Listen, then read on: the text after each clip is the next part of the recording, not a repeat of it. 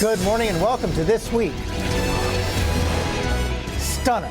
The commander-in-chief decides to strike Syria. We cannot turn away from the massacre of countless civilians with chemical weapons. Then drops this surprise. I'm asking Congress to send a message to the world. Will Congress approve an attack? What if they don't? And what are the risks of delay? As the world waits, we're live with Terry Moran in the Middle East, Christian Amanpour from London, and this is evidence. These are facts. I'll go one-on-one with the man who made America's case to the world, Secretary of State John Kerry. Plus, Martha Raddatz and our team of experts are here to break down the global and military consequences of the president's decision. And our Powerhouse Roundtable weighs in on the politics of war and all the fallout at home. It's all right here this Sunday morning. From ABC News, a special edition of This Week with George Stephanopoulos. Crisis in Syria starts now. Hello again. When President Obama took to the Rose Garden Saturday afternoon, his first words had been telegraphed for days. I have decided that the United States should take military action against Syrian regime targets. Then came the twist. The president's top military advisor, Joint Chiefs Chair Martin Dempsey, said there was no need to attack now. The chairman has indicated to me that our capacity to execute this mission is not time sensitive. It will be effective tomorrow or next week or 1 month from now. And I'm prepared to give that order. But only after Congress votes. I will seek authorization for the use of force from the American people's representatives in Congress. Over the last several days, we've heard from members of Congress who want their voices to be heard.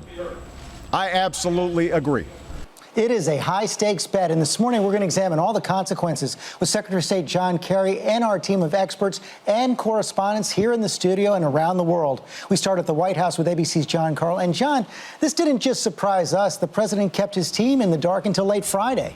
It sure did, George. This was a total reversal for the president. Until late Friday, this was an idea that wasn't even under consideration. None of his senior advisors were pushing for congressional authorization. It was not a direction they were pushing the president, but he simply decided, especially after that vote in Britain, that this was the direction he had to go. And take a look at this photo in the Situation Room before the president announced the decision on Saturday. As you can see, some very grim faces all around.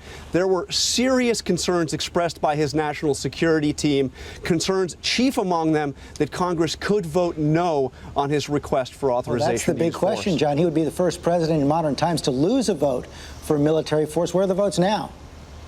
Well, I talked to a senior Republican just a short while ago who tells me that if the vote were held right now in the House, he believes that the president would lose. There's a lot of work to be done.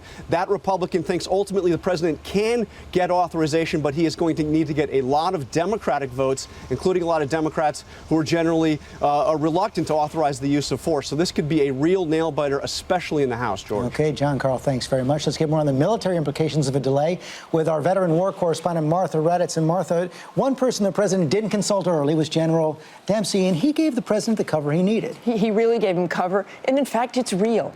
Martin Dempsey said it would be just as effective if you did it today, tomorrow, or a month from now. And think of it this way, George. It's kind of like a feint.